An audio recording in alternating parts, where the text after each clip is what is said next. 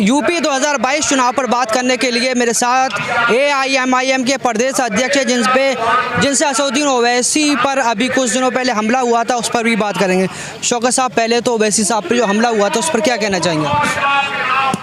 देखिए, बैरिस्टर असदुद्दीन ओवैसी साहब पे जो हमला हुआ है, मैं उस हमले की मजम्मत करता हूँ। उस गाड़ी में मैं भी पीछे बैठा था और ये चीज़ ये दर्शा रही है कि उत्तर प्रदेश में पूरी तरीके से माफिया गुंडा राज है, पूरा जंगल राज बना हुआ है उत्तर प्रदेश। चाहे इस सरकार ये सरकार रही हो, चाहे इसके पहले की सरकार, दोनों सरकारों में यही था। एक मेंबर आप पार्लियामेंट को सिक्योरिटी नहीं दे पाते हैं तो आवाम को कहाँ से ये लोग सिक्योरिटी दे पाएंगे? तो ये बहुत ही निंदनीय है और मैं इसकी कड़े शब्दों में निंदा करता हूँ। तो अभी जो है कल अमित शाह साहब ने कहा है कि सिक्योरिटी ले लें, इससे हमारी भी चिंता ख़त्म होगी, क्या कहेंगे? देखिए, इंदिरा गांधी को किसने गोली मारी थी? सिक्योरिटी के लोगों ने गोली मार दिया था। मसला सिक्योरिटी का नहीं है, उत्तर प्रदेश की आवाम को सिक्योरिटी की ज़रूरत है, पूरे भारत के मुसलमानों को सिक्योरिटी की ज़रूरत है। अमित शाह ये बात क्यों नहीं कहते कि पूरे भारत के मुसलमानों को हम सिक्योरिटी देंगे? तो बैरिस्टर साहब कभी सिक्योरिटी लेके नहीं चलते, घुटन महसूस करते हैं वो। उन्होंने कहा, अपने ज़बान से उन्होंने ये बात कही है। तो अमित शाह को चाहिए कि देश की आवाम को सिक्योरिटी दे वो।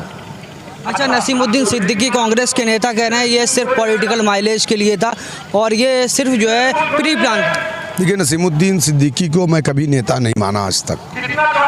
जब तक वो BSP में थे, जब तक उन्होंने मुंशीगिरी की है मायावती जी की और उसका इनाम उनको मिला है, शराब का मंत्रालय भी उन्होंने लिया था। रही बात कि जो वो कह रहे हैं कि मैं ये नहीं मानता, तो मुझे लगता है कि फिर उनको जा कर के जो IO है, इन्वेस्टिगेशन ऑफिसर, उससे मिलना चाहिए और अपना बयान दर्ज कराना चाहिए। अच्छा, अभी देखा गया कि जब ओवैसी साहब पे हमला हुआ उसके बाद समाजवादी पार्टी के खासकर मुस्लिम समाज के लोग जस्टिफाई करने लगे और कहने लगे कि गाड़ी के नीचे गोली पड़ी, शीशे पे क्यों नहीं पड़ी, मतलब इस तरह की बात कर रहे हैं। देखिए, कौन क्या कहता है हमें इससे फ़र्क नहीं है। गाड़ी में मैं भी मौजूद था और शायद कि हम लोगों ने वहाँ होशियारी ना दिखाई होती तो मुझे लगता है कि कुछ भी अनहोनी हो सकती थी। जिस तरीके से हम लोगों ने वहाँ से होशियारी दिखाई और गाड़ी हम वहाँ तेज़ी से भगाए, गाड़ी आगे की गाड़ी को टक्कर मारते हुए हम लोग निकले और फिर उसके पीछे से जो हमारी गाड़ी थी, उन्होंने जो हमलावर थे, उन हमलावर को हमारी गाड़ी ने टक्कर मारा तो फिर वो हमलावर ज़ख्मी हुआ, भाग नहीं पाया तो पकड़ा गया। उसके पास से वेपन भी बरामद हुआ, आपने देखा होगा। तो बस अल्लाह की मर्ज़ी थी, मारने वाले से बड़ा बचाने वाला होता है। वामन मेश्राम चले गए आपके गठबंधन से और अब पीस पार्टी आपके गठबंधन में शामिल हुई है, इन दोनों पर क्या? ये वामन मेश्राम जी का उनका अपना फैसला है, अब वो क्यों चले गए ये तो मुझे नहीं मालूम।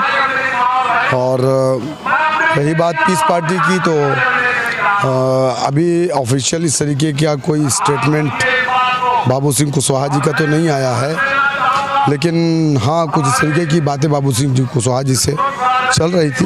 इंशाल्लाह मुझे उम्मीद भी है कि हम लोग साथ में इलेक्शन लड़ेंगे। लगातार आप रैलियां कर रहे हैं, अब पिछले एक हफ्ते से और कुछ जगह रैलियां कैंसिल भी हुई हैं, इस पर जो है क्या सोचते हैं? नहीं, देखिए, वो मौसम का इशू था, उसमें हम कुछ भी नहीं सोचते। हाँ, कहीं पे कुछ प्रॉब्लम आई तो हमने वहाँ के उस ज़िले के उस जनपद के DM से बात किया, तो वो कोई बहुत बड़ा इशू नहीं है। फॉग है और चॉपर भी नहीं उड़ पाता है, थोड़ा सा दिक्कत है। बीच में बारिश भी हुई थी जिसकी वजह से हेलीपैड भी बनने में मुश्किलें आई, तो उस वजह से ऐसा हुआ।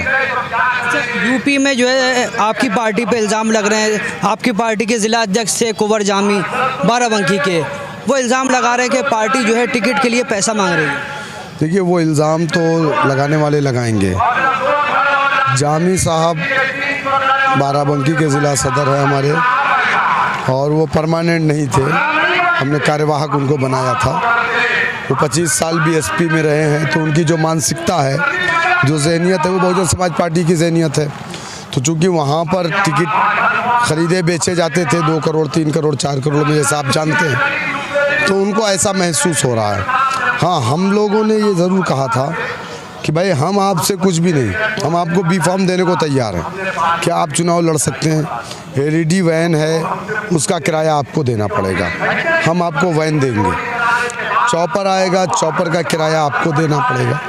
तो ये कोई बहुत बड़ा मसला नहीं है, सारी पार्टियां इससे अगर आप के अंदर कैपेबिलिटी नहीं है तो फिर आप चुनाव मैदान में कैसे आ सकते हैं। तो उसी बाराबंकी सदर में 2017 के इलेक्शन में हमने एक मौलाना को टिकट दिया था। मौलाना साहब से हमने एक सिक्का भी लिया नहीं, हम लेते भी नहीं हैं। वहाँ का हमारा ऑर्गेनाइजेशन का इनको टिकट दे दो, हमने दे दिया और वो जाकर के 15 लाख रुपए में समाजवादी पार्टी के कैंडिडेट से बिक गया। आप बताइए मुझे। तो जब आप इलेक्शन लड़ने की आपके अंदर ताकत नहीं है तो फिर आप इलेक्शन में मत आइए। संभल में 2 जनसभाएं, संभल शहर में और अब असमोली में जनसभा चल रही है, किस तरह का माहौल देख रहे हैं आप? ये माहौल अच्छा है, आप भी देख रहे हैं, यहाँ आवाम का जम गफ़ीर है और इंशाल्लाह मुझे उम्मीद है कि ये वोटों में तब्दील होगा।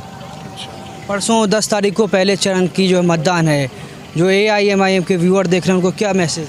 मैं उनसे यही कहना चाहूँगा कि जमहूरियत की सबसे बड़ी ताकत सियासत होती है और मान्यवर काशीराम जी ने जब अपना डंडा, अपना झंडा बनाया तब जाकर के दलितों को इंसाफ मिला। अगर आप चाहते हैं कि आपको इंसाफ मिले, हिस्सेदारी की इस लड़ाई में आप हमारे साथ आइए और आने वाली 10 तारीख को पहले चरण का जो मतदान है उसमें मजलिस इत्तेहादुल मुस्लिमीन के जो उम्मीदवार जहाँ जहाँ भी हैं, पतंग वाले चुनाव निशान के सामने वाला बटन दबाइए और भागीदारी संकल्प मोर्चा के जहाँ भी कैंडिडेट हो आप उनको भी कामयाब करिए।